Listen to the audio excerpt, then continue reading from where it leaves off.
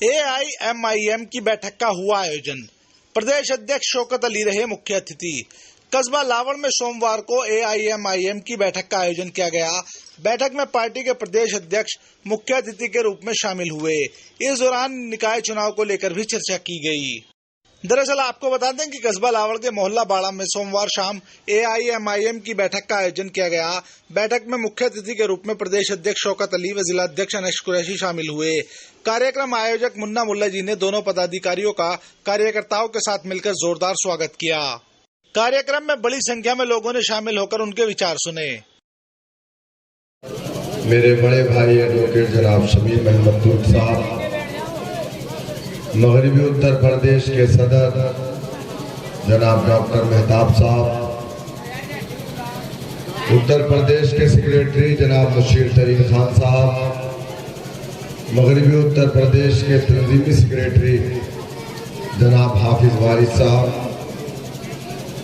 यहाँ पर तशरीफ फरमा मेरठ जिले के जिला सदर जनाब अनस कुरैशी साहब, मगरबी उत्तर प्रदेश के ज्वाइंट सेक्रेटरी जनाब नईम मंसूरी साहब, जनरल सेक्रेटरी उत्तर प्रदेश जनाब सलमान मलिक साहब, उत्तर प्रदेश के कार्यकारिणी सदस्य जनाब हिफ्जुर रहमान साहब और यहाँ पर बैठे मेरे तमाम जिम्मेदार साथी जो मेरे साथ तशरीफ लाए हैं, जनाब सलीम खान साहब, जनाब डॉक्टर अनवर साहब और लावड़ के मेरे गयूर नौजवानों, मेरे बुजुर्गों, पर्दे में बैठकर सुनने वाली मेरी सरदार माँ और बहनों, उत्तर प्रदेश में 2022 का इलेक्शन मजलिस इत्तेहादुल मुस्लिमीन ने लड़ा था। आपकी विधानसभा से भी हम लड़े थे इलेक्शन, लेकिन किसी वजह से बैरिस्टर साहब का जलसा, उनका प्रोग्राम यहाँ पर नहीं हो पाया, नहीं आ पाए और उत्तर प्रदेश में हमें कामयाबी भी नहीं मिली, क्योंकि आप जानते हैं हमारा काम मेहनत करना, कोशिश करना, जिद्दोजहद करना। बाकी अल्लाह सुब्हानहू व तआला फरमाता है कि मैं जिसको चाहूंगा मुल्क की हुक्मरानी अता करूंगा। अल्लाह ने इस दुनिया के अंदर फिरौन, नमरूद, शद्दाद, कारून जैसे लोगों को हुक्मरान बनाया, लेकिन ऐसे वक्त पर भी जो कमजोर लोग थे, अल्लाह की वहदानियत को मानने वाले, जो ला इलाहा इल्लल्लाह पढ़ने वाले लोग थे, ऐसी बातिल ताकतों के सामने भी कभी अपने घुटने नहीं टेके। मेरे दोस्तों, मेरे बुजुर्गों, जमहूरियत की एक तल्ख हकीकत यह है कि जमहूरियत में जिसके पास पावर होता है उसी के पास ताकत होती है। आपका पैसा जमहूरियत में आपकी ताकत। जमहूरियत की एक तल्ख हकीकत है कि जिसके पास पावर है उसी का सब कुछ है। जिसका सबूत आपके सामने बाबरी मस्जिद का जो फैसला आया वो भी है, और जो आज 2 घंटे पहले फैसला ज्ञानवापी का आया वो भी है। इस बात को आपको बताने की जरूरत नहीं है। राहत नौरी साहब का एक शेर था कि इंसाफ जालिमों की हिमायत में जाएगा, ये हाल है तो कौन अदालत में जाएगा। लेकिन हमें समझने की जरूरत है कि चीफ जस्टिस को अपॉइंट कौन करता है? देश की सरकारें करती है। प्रदेश की सरकारें हाई कोर्ट में करती है। 1947 के बाद से मुसलमानों ने अपना कोई सियासी प्लेटफॉर्म नहीं बनाया। हमारे सामने 2 पार्टियां थी, मुस्लिम लीग थी, दूसरी तरफ कांग्रेस थी। हमारे बड़ों ने मना किया, नहीं मुस्लिम लीग तुम्हारी पार्टी नहीं। हमने लब्बैक कहा। उस वक्त के जो हालात थे, यकीनन हमारे बड़ों ने सही फैसला लिया था, क्योंकि मुल्क आजादी के वक्त एक मर्तबा बढ़ चुका था। हमारा एक पड़ोसी मुल्क बना। हमारे बड़ों ने इसलिए 1947 दिसंबर में लखनऊ के रिफायान कलम में कन्वेंशन बुलाया था और उसमें कहा, पूरे हिंदुस्तान के तमाम दानिश्वर मुसलमानों को इकट्ठा किया और कहा कि मुसलमान अपना कोई सियासी प्लेटफॉर्म नहीं बनाएगा। मुस्लिम लीग एक फिरका परस्त पार्टी है। मुस्लिम लीग हमारी पार्टी नहीं। मुस्लिम लीग के कायदीन हमारे कायद हैं। कांग्रेस हमारी पार्टी है। कांग्रेस के कायदीन हमारे कायद हैं। इंदिरा हमारी लीडर है। सोनिया हमारी लीडर है। राजीव हमारे लीडर है। नेहरू हमारे लीडर है। हमारे बड़ों ने कहा, हमने लब्बैक कहा।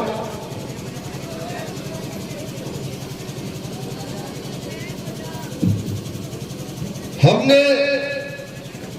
अपने बड़ों की बातों पर लब्बैक कहा।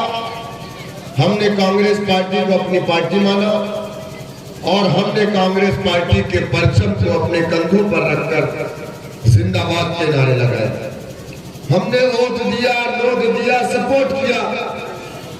1 साल, 2 साल, 3 साल नहीं, 60 साल तक इस मुल्क का इख्तिदार हमने कांग्रेस पार्टी को दिया।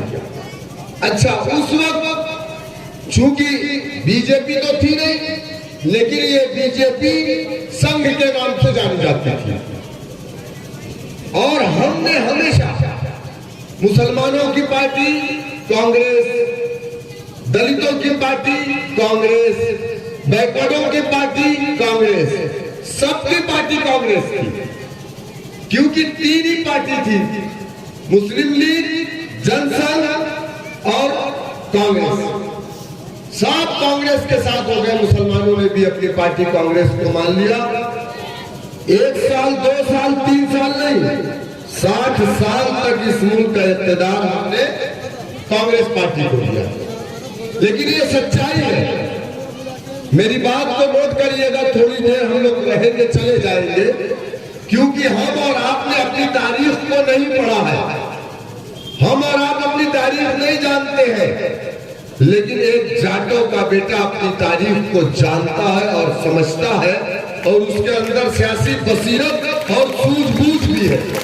लेकिन एक मुसलमान जिसे अपनी तारीख को कभी नहीं भूलना चाहिए, वो अपनी तारीख को भुला देता है। हम लोग तकरीर करेंगे। आप कुछ लोग यहाँ तकरीर सुनने आए हैं, कुछ लोग यहाँ तकरीर देखने आए हैं। 2 तरीके के लोग होते हैं।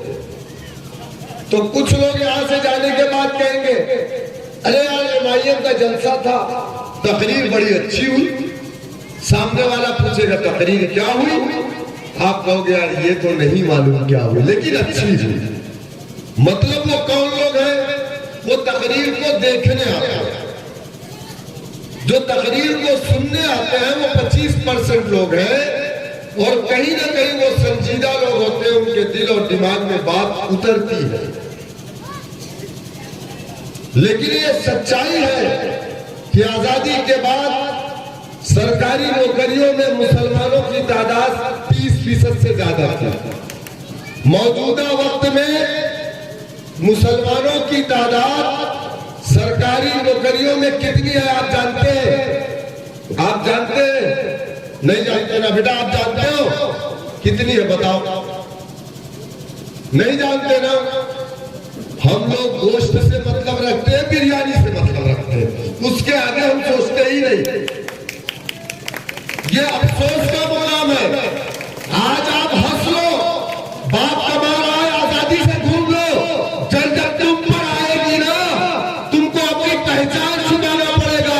जिस रास्ते पे गुजरोगे मुसलमान कह करके लाठी डंडे ईंटों से मार दिया जाएगा, तब समझ में आएगा कि हम जब चिल्लाते थे तो तुम सुनने को तैयार नहीं थे। हमारी बातें आपको मजाक लगती थी, यही ना? हम जान नहीं है, अभी भी हमें एहसास नहीं है कि आज क्या हो रहा है देश के अंदर। आज मसाजिद निशाना आपकी है, मदारिस मुसलमान की दाढ़ी टोपी निशाना है, मुसलमान बच्चियों का हिजाब निशाना है। कर्नाटका के अंदर 8 लाख मुस्लिम बच्चियों ने हिंदुओं से शादी की, यानी मुर्तद हो गई। ये रजिस्ट्रार की ऑफिस से ये सर्वे, और हम मजाक उड़ा रहे हैं, हम सीरियस नहीं, संजीदा नहीं है। हमारा समाज कहां जा रहा है, हमारे नौजवान कहां जा रहे हैं, हम संजीदा नहीं है। हमें अल्लाह सुब्हानहू व तआला की अदालत में जवाब देना पड़ेगा जो हमारी बच्चियां मुर्तद हो रही हैं। हम गोश्त और बिरयानी में हैं। जब हम आपके बीच में आते हैं तो हम पर इल्जाम मुसलमान लगाता है। ये तो बीजेपी की बी टीम है, ये बीजेपी की बी टीम है। और जब जब जरूरत पड़ती है वो बीजेपी से जाके मिल जाते हैं और इल्जाम हम पर लगाते हैं। मैंने कहा ना कि आज 1% की सरकारी नौकरी में मुसलमान नहीं है, उसका जिम्मेदार कौन है? वही सेकुलर पार्टियां, जिन पार्टियों को आपने अपनी पार्टी माना, जिन पार्टियों को आपने वोट दिया, नोट दिया, उनके डंडे झंडे को अपने कंधों पर रखकर जिंदाबाद के नारे लगाए, 60 साल तक उन्हें इख्तियार की कुर्सियों पर बैठाया, वही जिम्मेदार है ना।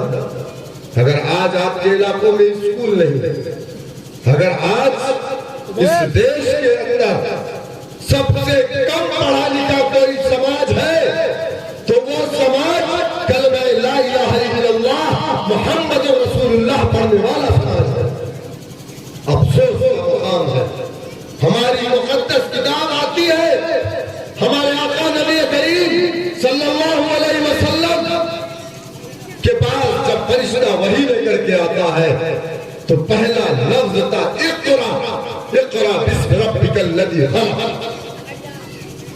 जिस कौम की मुकद्दस किताब, पहली किताब हमारे नबी के पास पहली वही जिसमें लफ्ज पढ़ो, आज वो कौम हिंदुस्तान के अंदर सबसे जाहिल कौम है। ये अफसोस का मकाम है। और ये एक दिन की प्लानिंग से नहीं हुआ है, 2 दिन की प्लानिंग से नहीं हुआ है, ये 75 साल से प्लानिंग हमारे साथ साजिशें हुई। एक मुनज़्ज़म मंसूबाबंद साजिश के तहत हमारे इलाकों में स्कूल नहीं खोले गए। जब हमारे पास कोई जरिया नहीं था तो कोई दूर से मदरसे से पढ़ करके आया, अपने इलाके में मंडई डाल के, टीन शेड डाल करके बच्चों को तालीम देना शुरू किया। उसका नाम मदरसा रखा ताकि हमारे लोग को कम से कम कलमा मालूम हो, कम से कम हमारे लोग अपने आका को पहचान जाए, कम से कम हमारे लोग अल्लाह की वहदानियत को जान जाए, कम से कम हमारे लोग दुआ क़ुनूत को याद कर ले, कम से कम हमारे लोग अत्तहियात को याद कर ले, कम से कम हमारे लोग नमाज के तरीके को जान जाए, कम से कम हमारी बच्चियां कुरान को पढ़ना जान जाए। यही ना सरकारी तौर पर हमारे इलाकों में कितने स्कूल खोले गए आप बताओ, कितने खोले गए?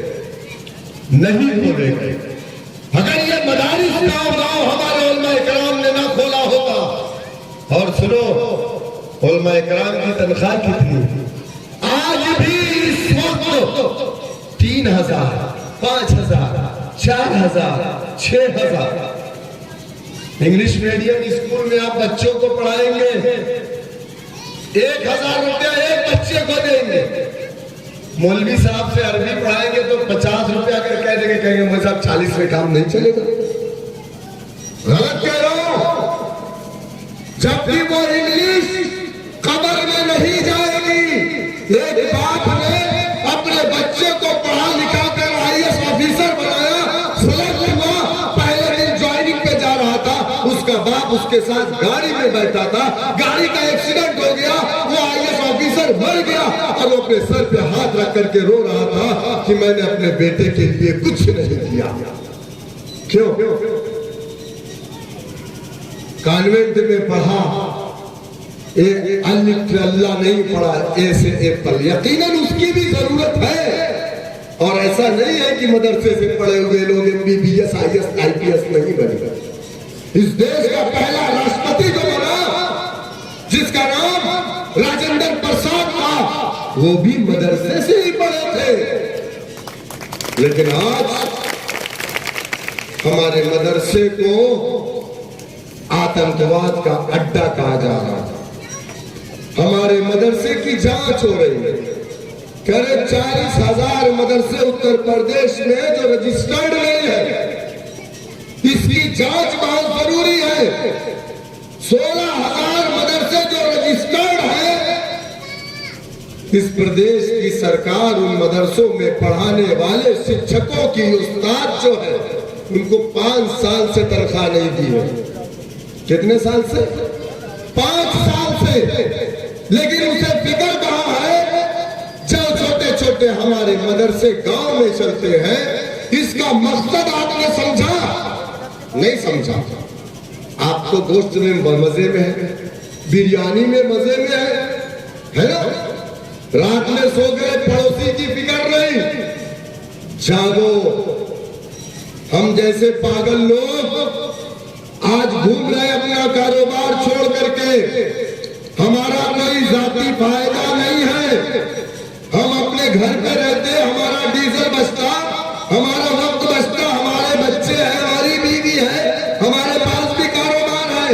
लेकिन हम महीनों महीनों आपके बीच में सिर्फ इसलिए है मेरे समाज के लोगों, हम ये चाहते हैं कि हम दोबारा बावकार बन जाए। बस ये मकसद है। कहीं दाढ़ी टोपी के नाम पर, गोश्त के नाम पर, मदरसे के नाम पर, मुसलमान के नाम पर तुम्हें ना मारा जाए, हमारा ये मकसद है। लेकिन हम सुनने को समझने को तैयार नहीं है। कब समझेंगे? कब सुनेंगे? मैं आजमगढ़ का रहने वाला हूं और हम 12% है आजमगढ़ में। सिर्फ कितने मुसलमान है आजमगढ़ में? सिर्फ 12%। और मगरबी उत्तर प्रदेश में एक एक विधानसभा ऐसी है जहां किसी के वोटों की एक भीख की जरूरत नहीं। तुम अगर वोट दे दोगे तो आप विधायक नहीं, अपना MP भी बना करके भेज दोगे। लेकिन आप ऐसा नहीं करते। क्यों नहीं करते? क्योंकि आप कान के कच्चे हैं। हमारे कान को जो भर देता है हम सुन लेते हैं। हम पर जो इल्जाम लगा देते, इल्जाम हमेशा मुस्लिम लीडरशिप पर लगा। डॉक्टर मसूद साहब आए, अरशद खान आए, इल्जाम उन पर लगा। डॉक्टर अयूब साहब आए, इल्जाम उन पर लगा। मुस्लिम मजलिस डॉक्टर जलील फरीदी मरहूम आए, इल्जाम उन पर लगा। अब इल्जाम वैसी साहब पर लगा। अरे कलमा पढ़ने वाला ही बेईमान होता है क्या?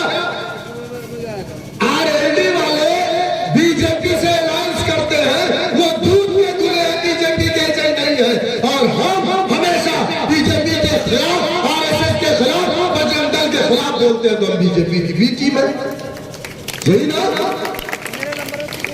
भाई ये जो चौधरी है, इसका बाप तो हमेशा बीजेपी के साथ रहता था, उड्डयन मंत्री रहता था, उसका बाप रहता था कि नहीं रहता था? लेकिन आज इल्जाम हम पर। मेरे दोस्तों, मेरे बुजुर्गों, जमहूरियत की सबसे बड़ी ताकत सियासत है। क्या है? आपका घर 1 मिनट में बुलडोजर से गिरा दिया जाएगा। गिराएगा कि नहीं गिराएगा?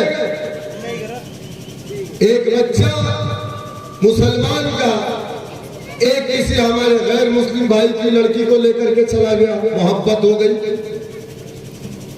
उसके घर को गिरा दिया गया। मुस्लिम बच्ची कोई हिंदू लड़के के साथ भाग जा रही है, तो मीडिया में क्या चल रहा है? धर्म के बंधन को तोड़ करके और वो जाकर के फलाकी हो गए। मुस्लिम बच्चा अगर हिंदू बच्ची को लेकर के चला जा रहा है तो मीडिया में क्या जाएगा? लॉ और मुस्लिम बच्चा पकड़ा जाएगा, जेल जाएगा, उसका घर गिरा दिया जाएगा। क्यों? मुस्लिम बच्चियों के साथ बलात्कार होगा तो बलात्कारियों को जेल से छोड़ दिया जाएगा। भाजपा के लोग जाकर के उसको माला पहनाएंगे। हिंदू बच्ची के साथ रेप होगा तो रेपिस्ट को फांसी होगी। इस देश में कानून भी 2 तरीके के हैं। आपके लिए अलग कानून है और बहुसंख्यक समाज के लिए अलग कानून है। ये नाइंसाफी नहीं है, ये नाइंसाफी नहीं है।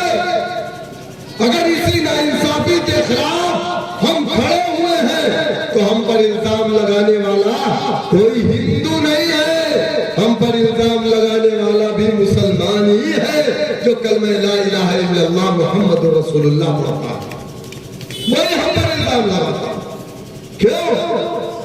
हिम्मत नहीं है 36 विधायक की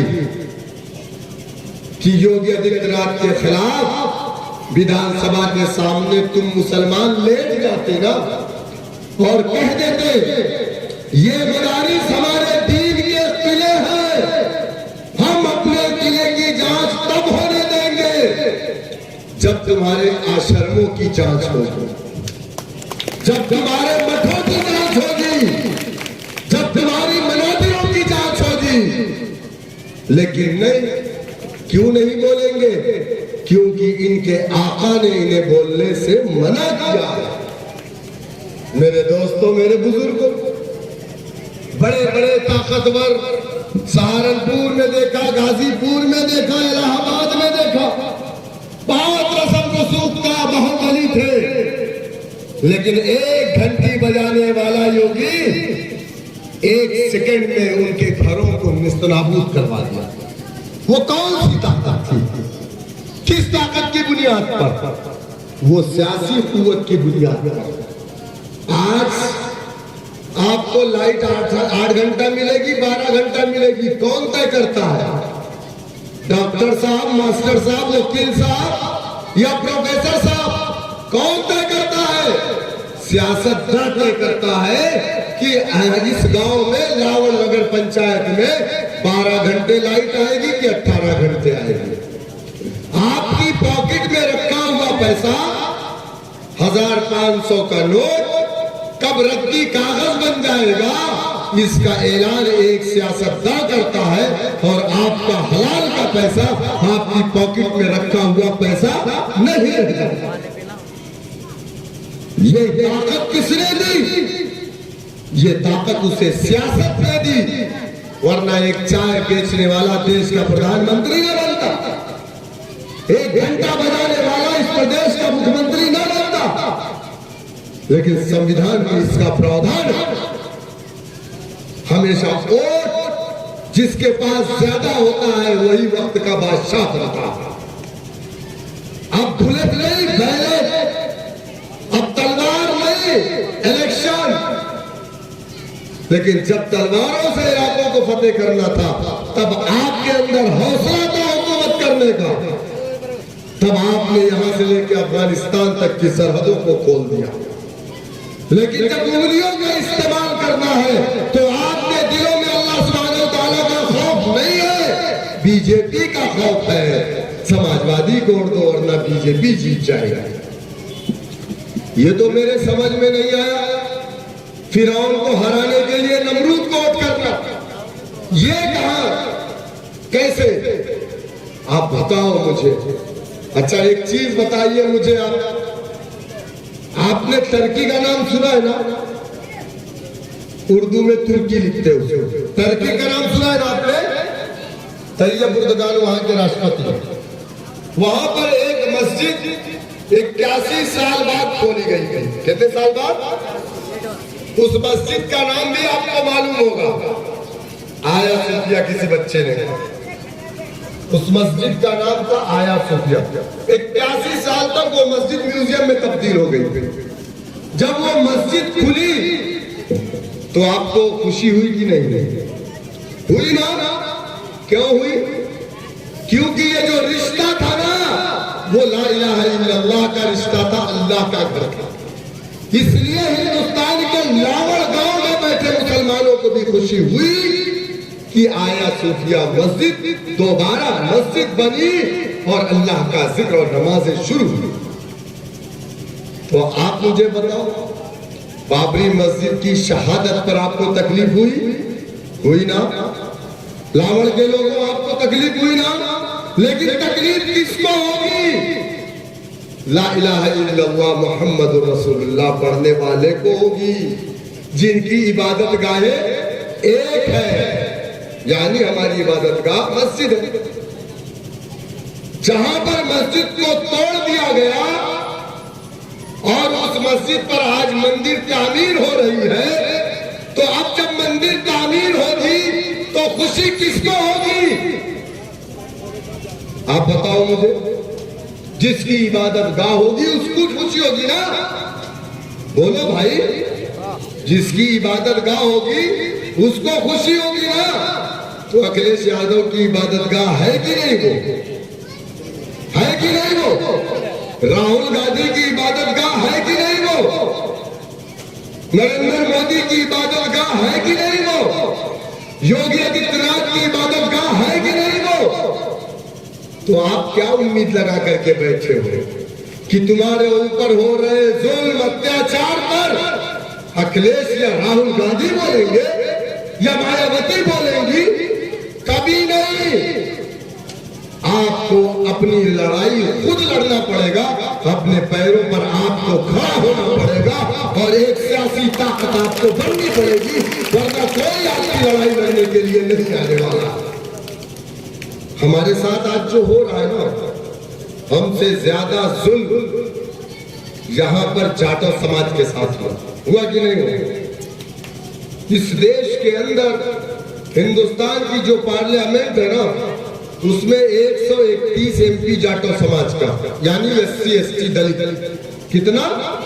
131 एमपी आजादी के बाद से, क्योंकि वो सीटें रिजर्व है, वो सीटें रिजर्व है, तो वहां पर जीत करके जाने वाला दलित समाज से ही होगा। उसके बाद भी इस देश के अंदर दलितों के साथ जो अन्याय, अत्याचार, नाइंसाफी हुई, वो हमसे और आपसे ज्यादा हुई है। दलितों की बच्चियों का रेप हो जाता था, उनकी शिकायत नहीं दर्ज होती थी। मेरे बुजुर्ग चचा बैठे, क्या मैं गलत कह रहा हूं? आज से 25-30 साल पहले इनके गले में मटकी लटका देते थे आला साहब के लोग, बोलते थे यहां नहीं थूकना, तू नीची जात का है, जमीन नापाक हो जाएगी। कमर में झाड़ू बांध देते थे, तेरे पैर का निशान ना रहे। आला साहब के लोगों के घरों से गुजरते तो अपने चप्पलों को उतार लेते थे। ये खौफ था। उनके इलाकों में स्कूल नहीं होते थे, उनके इलाकों में जाने के लिए जाटो बस्ती में सड़कें नहीं होती थी।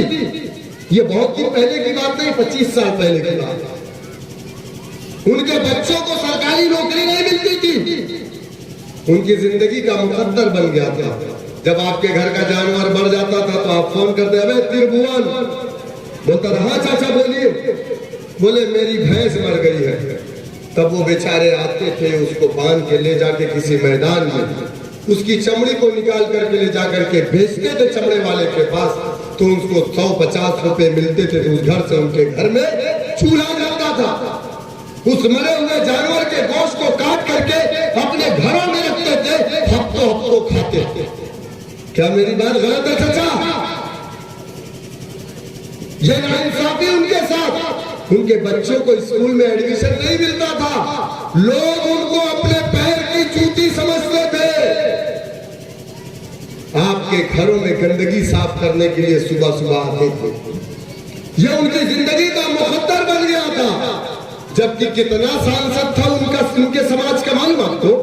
131। लेकिन वो सब खामोश थे। दलित समाज, जाटो समाज को इंसाफ नहीं मिलता था, सब खामोश थे। तब जाकर के काशीराम आए। कहां से आए? काशीराम कहां के थे मालूम आपको? अरे आप लोग तो जानते हैं, मैं इनसे पूछ रहा हूं। मैं आप लोगों ने तो मेरी बहुत तकरीरें सुनी, मैं आपसे पूछ रहा हूं। कहां के थे काशीराम? काशीराम हापुड़ के नहीं थे, मेरठ के नहीं थे, बागपत के नहीं थे, और न ही गाजियाबाद के थे, न गाजीपुर के थे। काशीराम पंजाब के थे। पंजाब की सरजमीन से आए और मालूम है कहां गए? जाटव समाज में। इस प्रदेश में 22% दलित है, लेकिन 11% जो दलित है ना, वो बीजेपी के साथ है, जैसे खटिक, वाल्मीकि, कोरी, पासी, धोबी, ढंग किसके साथ है बताओ आप? हाँ यस कोई बात नहीं, किसके साथ है? वो बीजेपी 11% जाटो समाज, सिर्फ 11, और उसी के साथ अन्याय हुआ। काशीराम ने बस्तियों में जाकर के क्या कहा? है जाटो समाज के लोगों, है मेरे समाज के लोगों, अगर तुम चाहते हो तुम्हारे साथ इंसाफ हो, अगर तुम चाहते हो तुम्हारी बहन बेटियों की इज्जतें न लूटी जाए, अगर तुम चाहते हो कि तुम्हारे बच्चे के बदन पर वर्दी हो, अगर तुम चाहते हो कि तुम्हारा बेटा भी सरकारी नौकरी में हो, तो उसके लिए तुम्हें सत्ता की चाबी को अपने हाथ में लेना पड़ेगा। लोगों ने मजाक उड़ाया कि काशीराम आया है 11% जाटो समाज को लेकर के सत्ता की चाबी की बात कर रहा है। काशीराम ने कहा सत्ता की यही चाबी से तुम इंसाफ के लिए अपने दरवाजे खोल सकते हो। मजाक उड़ाया, गोबर से दाना चुन करके खाने वाला समाज सत्ता की बात कर रहा है, लेकिन वो समाज 11% जाटो समाज जिसके पास खोने को कुछ नहीं था, उसने कहा जीत या हार। उस वक्त भी काशीराम के ऊपर इल्जाम लगाए गए। लोगों ने कहा जो पुराने जाटो थे, जो कांग्रेसी थे, वही इल्जाम उसने भी लगाया। क्या कहा? कहा काशी आया है, संघ से पैसा पाया है, कांग्रेस को नुकसान पहुंचाएगा। जो इल्जाम आज हम पर लग रहे थे, लेकिन नौजवान नहीं सुना। उसने कहा काशीराम जी हम आपके साथ हैं। दाना चबा चबा करके काशीराम के साथ सैकड़ों मील साइकिल से और तहरीक को एक एक गांव में पहुंचाया। काशीराम तो अगर 1000 गांव गए होंगे तो क्या 1000 ही गांव है उत्तर प्रदेश में जाटो समाज का? नहीं, काशीराम के लोगों ने काशीराम के पैगाम को पहुंचाया। क्या हुआ? 11% मुत्तहिद हुआ। काशीराम ने कहा अपना डंडा, अपना झंडा, अपना नेता, सत्ता की चाबी हाथ में लो। और दुनिया ने देखा, लोगों ने मजाक उड़ाया।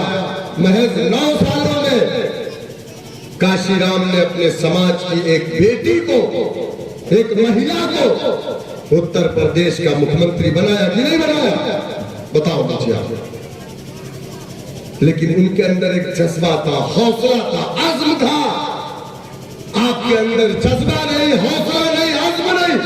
आपके सारे जज्बे इलेक्शन से 3 दिन पहले बिरयानी पर खत्म हो जाते। यही ना? 5 साल तक कहते अरे यार गलती हो गई यार, अगर काश वैसी साहब वोट दे दिए होते ना, कम से कम कुछ नहीं तो हमारा वोट तो इकट्ठा होता। कह रहे हो ना, अल्लाह कुरान में फरमाता कुल्लाहुम्मा मालिकल मुल्क तूतिल मुल्क, अल्लाह जिसको चाहेगा मुल्क की हुक्मरानी देगा। हमारा काम नहीं, हमारा काम मेहनत करना, कोशिश करना, जिद्दोजहद करना। आप बताओ, बहन जी बनी मुख्यमंत्री, जाटो समाज के इलाकों में अच्छे स्कूल है, उनकी बस्ती में अच्छे रास्ते हैं, एकदम चिकने रास्ते, उनकी बस्तियों में गंदगी नहीं, उनके लोगों को जिनको रहने की जगह नहीं थी, काशीराम नाम से आवास बनाए गए, कॉलोनी बिल्डिंग, बोले इसमें रहो। पानी नहीं है तो पानी पहुंचा, स्कूल नहीं तो स्कूल पहुंचा, अस्पताल नहीं तो अस्पताल पहुंचा। उनके बच्चों को सरकारी नौकरी, हर दफ्तर में जाटो का बेटा है। आपका बेटा कहाँ है? आपका बेटा का समाजवादी के दफ्तर में इलेक्शन में जाके बिरयानी खाता। इलेक्शन के बाद भाजपा की सरकार बनती है, सबसे पहला टारगेट किसका होता? यादव के बेटे का नहीं, अब्दुल रहमान के बेटे का होता है, और वो जेल की सलाखों में जाता। ऐसा बहुत चिल्ला रहे थे तुम ना, सपा सपा। यही हुआ। 20% उत्तर प्रदेश में आबादी, 27% जेल की सलाखों में। समझो मेरी इस बात को, मुत्तहिद हो तो बदल डालो निजामे गुलशन, मुत्तहिद हो तो मरो शोर मचाते क्यों हो? आपने अपने आप को पहचाना नहीं। आप वो ताकतवर चीज है, कैसरो किसरा जैसी ताकत को जिसने ज़ेर किया। आप वहां से ताल्लुक रखते हैं जिसने फिरौन जैसी ताकत को डुबो दिया था अल्लाह ताला ने। लेकिन आपके जज्बे को देख करके आप पहले आगे तो बढ़ो। जो लोग अपने हालात को खुद बदलने को ना तैयार है, अल्लाह उनके हालात को कभी नहीं बदलता। अल्लाह ने कुरान में वादे कर दिया। आप अपने हालात को अगर बदलने को तैयार है तो आपको अपने पैरों पर खड़ा होना पड़ेगा। मुन्ना भाई जिन्होंने इस प्रोग्राम को ऑर्गेनाइज किया, मैं उनका ममनून मशकूर हूँ। इस नगर पंचायत में इंशाअल्लाह ताला आप फैसला करेंगे। अगर आप कहेंगे कि मुल्ला जी मुन्ना भाई इलेक्शन लड़ेंगे तो पार्टी मुल्ला जी मुन्ना भाई को लड़ाएगी इंशाअल्लाह। लेकिन हम तो नगर पंचायत लड़ेंगे, लेकिन आप बिरयानी पे तो भागोगे नहीं ना। हम तो बिरयानी आपको खिलाएंगे नहीं, बल्कि हम तो आएंगे और कहेंगे कि हमको दाल और चावल चाहिए, और हम आपके घर में खाएंगे, आपके घर में खाएंगे, आपसे मांग के खाएंगे। लेकिन हम किसी गैरों के दरवाजों पे भीख मांगने नहीं जाएंगे। हम भीख मांगने भी आएंगे इत्तेहाद की तो पहले आपके दरवाजे पे आएंगे। आप जिस दिन मुत्तहिद हो जाओगे वो तो वो लोग हैं जहाँ गोबर भी बना है तो वहां भी पूजा शुरू कर देते हैं। हम जिस दिन मुत्तहिद हो जाएंगे ये लोग आकर के हमारे कदमों में गिरेंगे, हमसे कहेंगे टिकट दे दो। बहन जी का पैर क्या ठाकुर साहब ने नहीं छुआ, ब्राह्मण साहब ने नहीं छुआ, बड़े बड़े लोगों ने इतनी मोटी मोटी गड्डी भी दी और जाके पैर भी छुआ। आप मुत्तहिद हो जाओ ना तो ये आपके घर के सामने सो करके नहीं उठोगे, लाइन लगा के बैठेंगे इंशाअल्लाह। आज़मा और हौसला इंशाअल्लाह ताला, आपसे अच्छा अदल कोई नहीं कर सकता। इस दुनिया में अल्लाह ने हमें इंसाफ कायम करने के लिए ही भेजा है। सबसे अच्छा अदल और इंसाफ अगर कोई कर सकता है तो कलमे ला इलाहा इल्लल्लाह मुहम्मदुर रसूलुल्लाह पढ़ने वाला। आज भी हिंदू भाई आप पर यकीन रखता है, वरना आपकी मस्जिदों के बाहर अपने बच्चों को लेकर ना खड़ा रहे दुआ कराने के लिए, खड़ा रहता है ना? क्यों? आज भी उसको यकीन है कि नमाज पढ़ करके फूंक दोगे तो शिफा हो जाएगी। आपको सिर्फ जरूरत है एक होने की, लेकिन आप अपनी शिफा के लिए अखिलेश यादव के दरवाजे पे खड़े हो, बैल जी के यहाँ जाकर के हाथ जोड़े खड़े हुए हो, राहुल गांधी के यहाँ जाकर के घुटनों के बल बैठे हुए हो, जबकि लोगों को उम्मीदें आपसे थी और आपने दूसरों से उम्मीदें लगा बैठी। उम्मीद सिर्फ अल्लाह सुब्हानहू व तआला से। बहुत बहुत शुक्रिया। अस्सलामु अलैकुम व रहमतुल्लाह।